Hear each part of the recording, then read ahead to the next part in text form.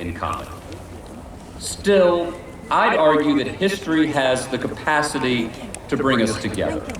For our story, for all of its faults, is ultimately the story of obstacles overcome, of crises resolved, of freedom expanded.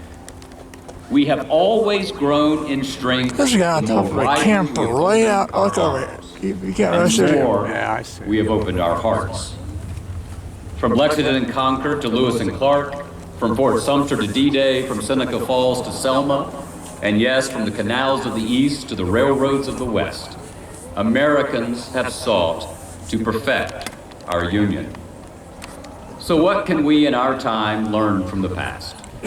That the perfect should not be the enemy of the good. That compromise is the oxygen of democracy. And that we learn the most from those who came before, not by looking up at them adoringly or down on them condescendingly, but by looking them in the eye and taking their measure as human beings, not as impossibly perfect heroes or hopelessly irredeemable villains. Knowing the history of freedom is not only illuminating, but enabling. A person who understands the past in all its glory, grandeur, and horror and injustice understands that, as Churchill once put it, the path of civilization